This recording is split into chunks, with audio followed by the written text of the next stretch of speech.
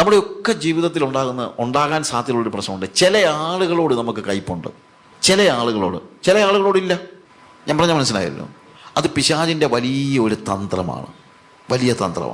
ചില ആളുകളോട് അവരെന്തോ കാണിച്ചാലും നമുക്കിഷ്ടമല്ല, അവരെന്തോ പറഞ്ഞാലും നമുക്കിഷ്ടമല്ല. ഈ കാര്യം എന്ന് വെച്ച് കഴിഞ്ഞാൽ അവരെയാണ് നമുക്കിഷ്ടമില്ലാത്തത്, അല്ലാതെ അവർ പറയുന്നതിനൊന്നുമല്ല. അതൊന്നും നമുക്ക് വിഷയമല്ല. We don't like that person. ചിലപ്പോൾ ആളുകളോട് ഐ ഡോണ്ട് ലൈക്ക് ഹിം. അങ്ങനൊരു കാര്യം ബിബ്ലിക്കൽ അല്ല, അത് വേദപുസ്തക പ്രകാരമുള്ള ഒരു കാര്യമല്ല. Because we are here to love everybody. ചിലരെ സ്നേഹിക്കാനും ചിലരെ വെറുക്കാനുമായിട്ട് നമുക്ക് പാടില്ല. അങ്ങനെയില്ല. ചിലപ്പോൾ അയാൾ മോശക്കാരനായിരിക്കും, ചിലപ്പോൾ അയാൾ എന്തെങ്കിലും കാര്യങ്ങൾ മോശമായിട്ട് ചെയ്യുന്നുണ്ടായിരിക്കും, ഒക്കെ ശരിയാണ്. പക്ഷെ we need to love that person. എല്ലാവരെയും നമ്മുടെ സഭയിൽ തന്നെയാണെങ്കിലും നമ്മുടെ സഭയിലെ ചില ആളുകളോട് നമുക്ക് ഇല്ല, അതിനെ ശരിക്കും പാർട്ടി സ്പിരിറ്റ് എന്നുള്ളത്. ചില ആളുകളോട് നമുക്കിഷ്ടമാണ്, പിന്നെ നമ്മൾ പറയുന്നതിനനുസരിച്ച് നമ്മുടെ കൂടെ നിൽക്കുന്നവരെയെല്ലാം നമുക്കിഷ്ടമാണ്. We love the lovable people എന്ന് ചിലപ്പോൾ പറയാറുണ്ട്. സ്നേഹിക്കാൻ കൊള്ളാവുന്നതിനെയെല്ലാം നമ്മൾ സ്നേഹിക്കുക. അതാണ് ഹ്യൂമൻ ലവ് എന്ന് പറയുന്നത്. പക്ഷേ വേദോസ പ്രകാരം സ്നേഹിക്കാൻ കൊള്ളാവുന്നതിനെ മാത്രമല്ല നമ്മൾ സ്നേഹിക്കേണ്ടത്. ആരെ കൂടെയാണ്? സ്നേഹിക്കാൻ കൊള്ളാത്തതിനെയും കൂടെ സ്നേഹിക്കാൻ നമ്മൾ പഠിക്കണമെന്നല്ല, അതുണ്ടാകണം. ഈ സ്നേഹം ഈ പറയുന്നത് പോലെ അങ്ങ് പഠിക്കാൻ പറ്റുന്നൊരു കാര്യമൊന്നുമല്ല. എന്ത് വേണ്ടത്? അത് ഹൃദയത്തിൻ്റെ ഉള്ളിൽ നിന്ന് നമുക്ക് അങ്ങനെ ഉണ്ടാകണം. അതിനകത്ത് ചില ആളുകൾ ചിലപ്പം മോശക്കാരായിരിക്കും, ആയിക്കോട്ടെ, but still you need to love him. മോശക്കാരാണെങ്കിൽ പോലും ചില ആളുകൾ നമുക്കെതിരെ കള്ളക്കഥകൾ ഉണ്ടാക്കുന്നുണ്ടായിരിക്കും. അവരോടും നമുക്കുള്ള സ്നേഹം, അവരോട് ബിറ്റർനെസ് ഉണ്ടാകാൻ പാടില്ല. ബിറ്റർനെസ് ഉണ്ടായ ഏറ്റവും വലിയ പ്രശ്നം എന്നറിയാമോ? പിന്നെ അവർക്കെതിരെ ഒരു കള്ളക്കഥ ഉണ്ടാക്കാനായിരിക്കും നമ്മൾ നോക്കുന്നത്. നമുക്കെതിരെ ഒരു കള്ളക്കഥ ഒരാൾ ഉണ്ടാക്കി കഴിഞ്ഞു, അയാളോട് നമുക്ക് എന്തുണ്ടാകുന്നു? ബിറ്റർനെസ് ഉണ്ടാകുന്നു. പിന്നെ നമ്മൾ നോക്കി നടക്കുക, അയാളുടെ ജീവിതത്തിൽ എന്തെങ്കിലും ഉണ്ടോ ഇതിനെതിര് പറയാനായിട്ട്. ചിലപ്പോൾ നമുക്കെതിരെ ഉണ്ടാക്കിയ കഥ കള്ളക്കഥയുമാണ്, സത്യവുമല്ല. ഇനി നമ്മൾ ഉണ്ടാക്കുന്ന കഥ ചിലപ്പോൾ സത്യവുമായിരിക്കും. എന്നാലും അവിടെ സംഭവിക്കുന്ന ഒരു കാര്യമുണ്ട്. നമ്മൾ എന്തുണ്ടായിട്ടാണ് നമ്മളത് ചെയ്യുന്നത്? കയ്പുണ്ടായിട്ടാണ്. ബിറ്റർനെസ്. കയ്പുണ്ടാകാനായിട്ട് പാടില്ല, ബിറ്റർനെസ് ഉണ്ടാകാനായിട്ട് പാടില്ല. അത് നമ്മൾ കൃത്യമായിട്ട് ഓർക്കണം. എല്ലാ കയ്പും, എല്ലാം, അത് ചിലതല്ല, എല്ലാ കയ്പും, കോപവും, കയ്പ് മാത്രമല്ല, എന്തുകൂടെയാണ്? കോപം, റാത്സ്, കോപവും ക്രോധവും. അവിടെ രണ്ട് കാര്യങ്ങൾ പറയുന്നുണ്ട്. ആൻഡ് റാത്ത് ആൻഡ് ആങ്കർ, അവിടെ രണ്ട് വാക്കുകൾ ഉപയോഗിക്കുന്നുണ്ട്. അപ്പോൾ ഇവിടെ എന്താണ്? ഞാൻ മുമ്പേ പറഞ്ഞു, ചിലർ പറയുന്നത് കോപം കുഴപ്പമില്ലെന്ന് നമ്മൾ മുടത്തെ വാക്യം വായിച്ച് പറഞ്ഞില്ലേ, കോപിച്ചാൽ പാപം ചെയ്യും. ബ്രദറെ, അങ്ങനെയാണ് വ്യവസ്ഥ ചെയ്തിരിക്കുന്നത്. കോപിക്കരുതെന്ന് എഴുതിയിട്ടില്ല. എന്തേ പറഞ്ഞിട്ടുള്ളൂ? കോപിച്ചാൽ പാപം ചെയ്യരുതെന്നേ പറഞ്ഞിട്ടുള്ളൂ. പക്ഷെ ഇവിടെ നേരെ താഴെ പറഞ്ഞിരിക്കുന്നത് എന്താ പറഞ്ഞിരിക്കുന്നത്? എല്ലാ കയ്പും, കോപവും, ക്രോധവും, കുറ്റാരവും, ദൂഷണവും, സകല ദുർഗുണവും നിങ്ങളെ വിട്ട് ഒഴിഞ്ഞു പോകട്ടെ. അപ്പൊ എന്ത് ചെയ്യാൻ പറ്റില്ല? കോപം നമുക്ക് വെക്കാൻ പറ്റത്തില്ല. കയ്പ് കളയേണ്ടതുപോലെ തന്നെ കളയേണ്ടതാണ് എന്തും കൂടെ, കോപവും. എൻ്റെ എല്ലാ ആങ്കറും, റാത്തും, എൻ്റെ എല്ലാ കോപവും, ക്രോധവും ഞാൻ വിട്ട് കളഞ്ഞാലേ പറ്റുള്ളൂ. ഞാൻ ക്രോധം എന്ന് പറയുമ്പോഴത്തേക്ക്, റാത്ത് എന്ന് പറയുമ്പോഴത്തേക്ക് പനീഷ് ചെയ്യാനുള്ള ഒരു ഇതും കൂടെ നമുക്കുണ്ട് എന്ന് ഞാനിങ്ങനെ പറഞ്ഞു. അതിനെങ്ങനെ നമുക്ക് ഡിഫറൻഷിയേറ്റ് ചെയ്യാന്നുള്ളതല്ല. പക്ഷേ ഒരു നീരസം പോലും, ഒരു സഹോദരനോടുള്ള നീരസം പോലും നമ്മൾ എന്ത് ചെയ്യാൻ പറ്റില്ല? വെച്ചുകൊണ്ടിരിക്കാൻ പറ്റില്ല. ഒരു കയ്പ് വെച്ചുകൊണ്ടിരിക്കാൻ. അയാൾ നമ്മളോട് എത്ര റോങ് ആയിട്ട് ഇടപെട്ടാലും, നമ്മുടെ സഹോദരൻ നമ്മളോട് എത്ര മോശമായിട്ട് ഇടപെട്ടാലും, നമുക്കെതിരെ കള്ളക്കഥ പറഞ്ഞാലും കള്ളക്കേസ് കൊടുത്താലും, അയാൾക്കെതിരെ ഒരു കയ്പ് വെച്ചുകൊണ്ടിരിക്കാൻ പറ്റില്ല. കോപം നമ്മുടെ ഉള്ളിൽ നിന്ന് മാറിയാലേ പറ്റുകയുള്ളൂ. അടുത്തത് ക്രോധവും കൂറ്റാരവും നമ്മൾ ഉദ്ദേശിച്ചിരിക്കുന്നത് അലവിളി എന്ന് വേണമെങ്കിൽ അങ്ങ് മലയാളത്തിൽ പറയാം. ഈ എല്ലാ അലവിളി എന്ന് വെച്ച് കഴിഞ്ഞാൽ, അലവിളി എന്ന് പറഞ്ഞു കഴിഞ്ഞാൽ എല്ലാത്തിനും ഡിസ്റ്റർബ്ഡ് ആയിട്ട്. കൂറ്റാരം എന്ന് പറയുമ്പോൾ ഒരു വാക്കതാണ്, ക്ലാമർ എന്ന് വെച്ച് കഴിഞ്ഞാൽ ചില ആളുകളുണ്ട് അങ്ങ് ഡിസ്റ്റർബ്ഡാണ് ഭയങ്കരമായിട്ട്. എല്ലാത്തിനും പരാതി പറയും, സംതൃപ്തിയില്ല. ക്ലാമർ എന്ന് നമ്മൾ അങ്ങനെയുള്ള ഈ എല്ലാത്തിനും പരാതി പറയുന്ന, മേർമർ ചെയ്യുന്ന, അലവിളിക്കുന്ന, കുറ്റം പറയുന്ന ആ ഒരു മനോഭാവം എല്ലാം എന്ത് ചെയ്യണമെന്നാണ് എഴുതിയിരിക്കുന്നത്? എല്ലാം നിങ്ങളെ വിട്ട്, സകല ദുർഗുണവുമായി നിങ്ങളെ വിട്ട് ഒഴിഞ്ഞു പോകട്ടെ. We need to see that we are free from all these things. എല്ലാം ഒഴിഞ്ഞു പോകട്ടെ.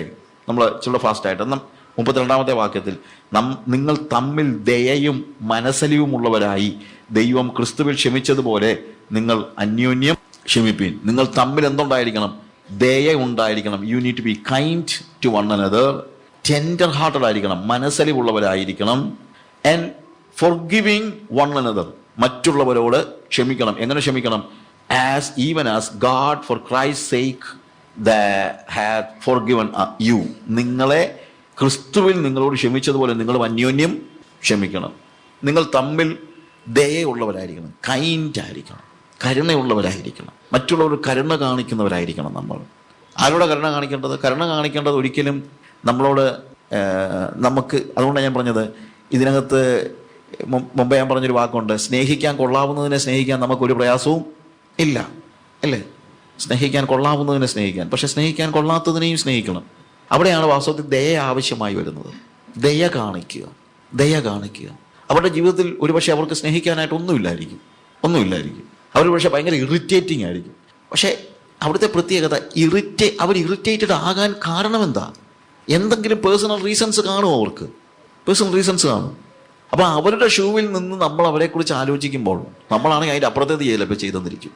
പലരും അനുഭവിക്കുന്നതായ വേദനകളിൽ നിന്നാണ് ഇവർ ഇറിറ്റേറ്റഡ് ആകുന്നത്.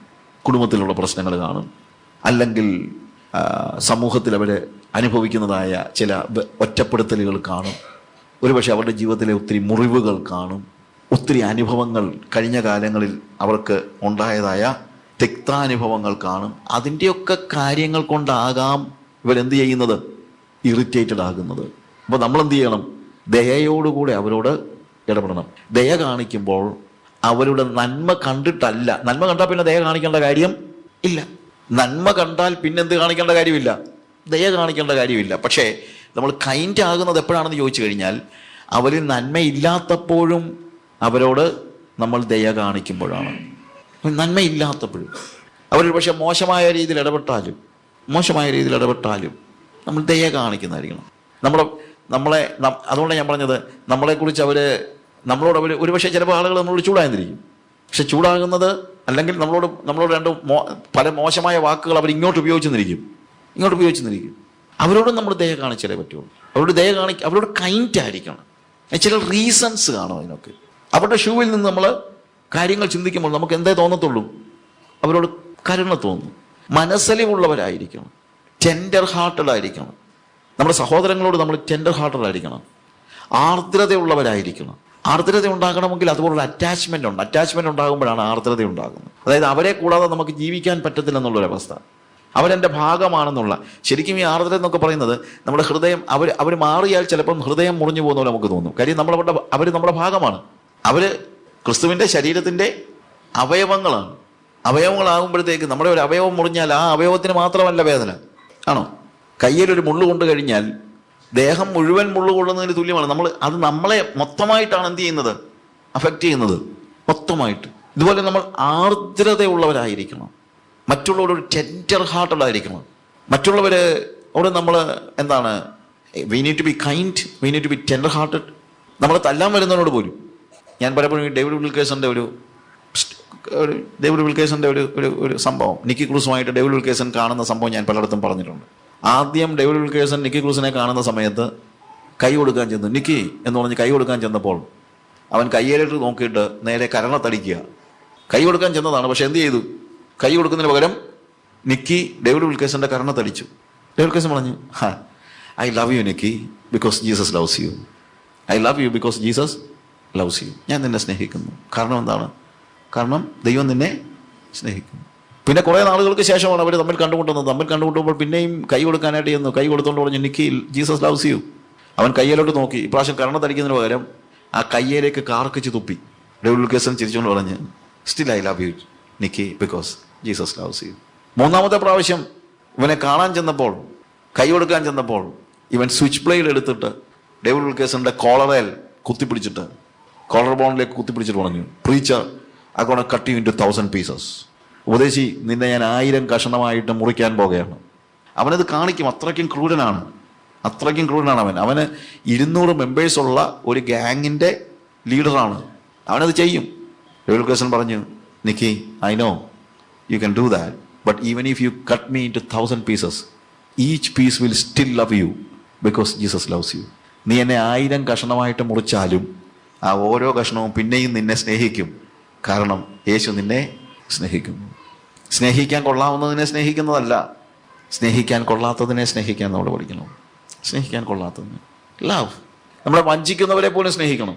പ്രയാസമാണ്, വഞ്ചിക്കുന്നവരെ സ്നേഹിക്കുന്നത്. എങ്ങനെയാണ് വഞ്ചിക്കുന്നവരൊക്കെ സ്നേഹിക്കാൻ പറ്റുന്നത്?